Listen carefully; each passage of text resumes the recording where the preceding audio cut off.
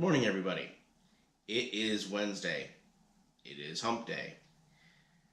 I was supposed to wake up this morning and make my Weird Shit Wednesday video. Well, this video is priority, it seems. Didn't see myself making this video, but it's something that needs to be addressed. When I think of Weird Shit Wednesday, me growing up the way I did, I would have thought that something like outrage culture would have been rare enough to be considered for a Weird Shit Wednesday segment. We've seen the last, 3, 4 years that outrage culture is becoming the norm. And it's disgusting. It is absolutely disgusting. As I said in my last video, we need to stop trying to fix things that only we see as broken, because they're not really broken. And you may be asking why I'm making this video. I just read a story about 10 minutes ago where Bryan Cranston, who's an actor, he's most notably known for, I believe the character's name is Walter White from Breaking Bad. I personally never saw the series.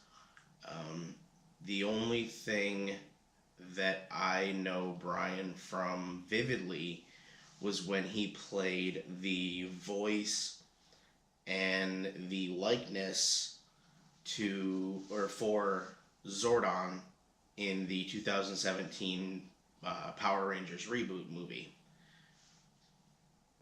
I absolutely loved him in that movie because that franchise means the world to me, because it got me into the nerd world. I've spoken about, the things that have gotten me into the comic book world, but Power Rangers really was what got me into the nerd world. There were a lot of things when the Power Rangers movie was announced that I was a little bit skeptical about, that were changes from the original format. But seeing as things need to progress, I was willing to give it a chance. I don't quite know the backstory of the current movie that Bryan has been cast in. I know that it is about a special needs man who is a quadriplegic. And as far as I can tell from the previews that I've seen, I want to see this movie because I love Bryan Cranston as an actor. And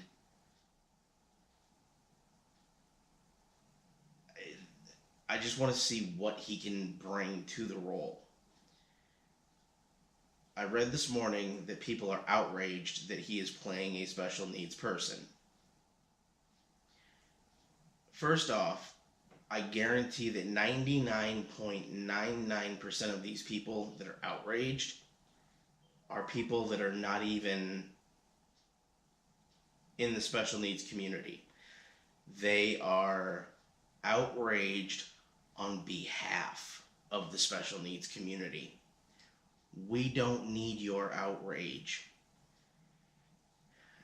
I don't know how old most of my viewers are, but if you remember a movie called Mac and Me, there was a main character who was in a wheelchair.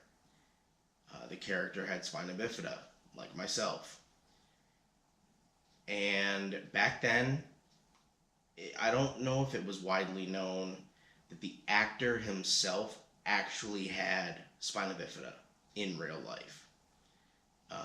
I don't think I knew that until I was much older, probably in my teens. I know that he had appeared on Oprah shortly after the movie was released, But I didn't see that clip until much later when I think uh, the internet was already a thing, because I think that was the only way I saw it. Um, but, you know, I didn't know the difference of whether he was a special needs individual or not. I just knew that he was playing a role. And I loved that because I loved the movie and I loved the portrayal. I, the reason that I think outrage culture needs to stop is because you want people that are like you to be in roles that portray people like you. That's all fine and swell. But the one thing that you don't consider is the fact that people who are able bodied playing somebody who is differently abled, it helps the able bodied person understand the person they're playing the role of. When I was in high school, a friend of mine tore his ACL. He was a football player. I don't recall how long he had been put in a wheelchair, but he had. He had been put in a wheelchair because of tearing his ACL. When he was in the wheelchair, you could see him struggling, but he managed. And it spoke volumes to me the day that he got out of the wheelchair, came up to me, shook my hand, and said, "I now have a better understanding of your daily life." That meant the world to me, because somebody who is generally able-bodied was put in a position where he had to be in a wheelchair for an extended period of time. He dealt with it like a champ. He did not complain. And he then came up to me and expressed his appreciation for what I have to deal with. That meant the world to me. That was great. Outrage culture, it's always been around, and as early as I can remember, again, back in high school, there was a girl that I was interested in. Very arrogant and bullheaded. I look back and I wonder why I was interested in her, but that's neither here nor there at this point. One of the things that reminds me of how long outrage culture has been, at least in my life, I remember her going around when Blink 182, the band, became very mainstream and widely known.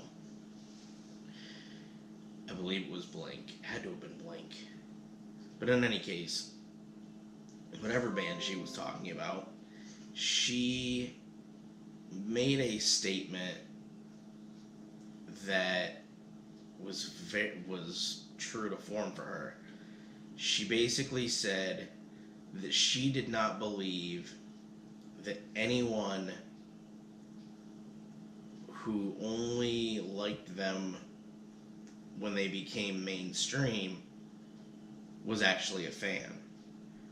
Now, there are plenty of bands that I didn't know of until they were already big. But she basically said that the measure that she uses to tell if somebody's a fan is if somebody can name the third line from the sixth song on the band's first album. How petty is that? The pettiness needs to stop. And it's just getting worse with allowing outrage culture to still exist.